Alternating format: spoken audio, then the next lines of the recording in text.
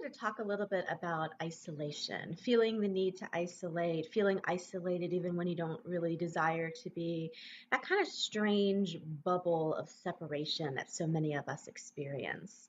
This has been something that's been huge for me throughout my life. There's always been kind of this desire to really connect deeply with people. And even saying connect deeply is such this kind of strange twist into what I know is possible and actually being with people and being one with them. But that desire was always there, and me kind of labeling it as wanting to connect deeper, I was always kind of shocked to go into interactions with people, form relationships with them, and always really feel that kind of pushback, that rebound effect where you would go so close to someone, get so intimate with someone and so connected, and then that kind of pushback where, oh, it's time to pull away, or too close for comfort, pull away right now, or being able to be as close as you desire to someone and at the same time still feel incredibly lonely. Like you're not seen, you're not heard, and you're not actually there with them in the way that you know is possible. It's fascinating looking at like a schematic of isolation, and schematics are really these automatic response patterns that we have of desiring that connection, moving closer, and before you know it, this automatic thing kicking in and kicking you back out again, isolating you, putting up a barrier, putting up a wall in all of your relationships. When you actually look at the universe and the oneness, the consciousness that actually includes everything and judges nothing, there is a sense of communion, you and I being one. And in that space, relationships, connections, all of that stuff is so, so different. For me and in my perceptibility, there's so much more space. There's so much more ease in actually being you, being around other people, and being in an intimate situation. And by intimacy, I really look at the five elements of intimacy from Access Consciousness, which is honoring, trust, vulnerability, gratitude, and allowance.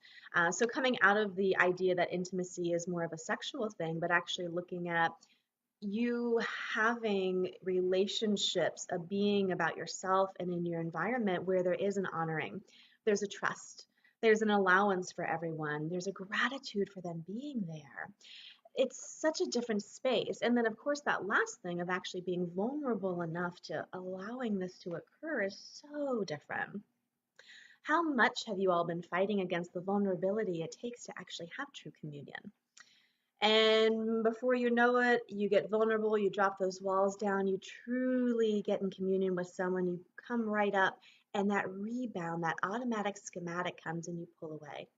Even when you want to pull closer, you pull away. Or even when you pull closer, you feel theirs go and you get rebounded off of it, like back off, that's too close. If you're one who's been feeling isolated, even when you're around other people, if you feel like there is an intimacy that's possible in your relationships that's kind of inaccessible or not able to be created, I wonder if this comes up for you and if this rings true for you. Is there a schematic of isolation, an automatic response to go towards isolation and away from communion that is keeping you from receiving all that you can? This is a huge topic, one that I've again been peeking, peeking at and peeling away layers at for all of my life without even really knowing it.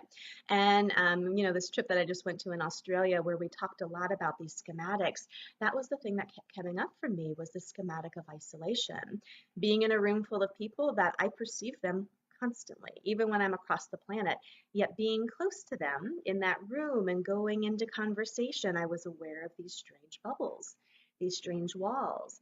I started really looking at where I had the schematic in place that kept me pulling away even when I wanted to move closer. And really had me feeling like I was alone even when I was around people, around energy, around nature over there. Something that's such a lie and bastardization of what I know is truly possible. So I've been working through this with myself, and I'd love to invite you to join in the conversation. I'm having a one off, very, very special, deep call about this next week on the 29th, called The Schematics of Isolation Breaking Through to Communion. I'd love to have you on, and let's see how many of these schematics we can not only get rid of, but any wall, any barrier, any hard focus, anything that is up that keeps you from being truly, truly one, and of the one that is possible. I hope to see you then.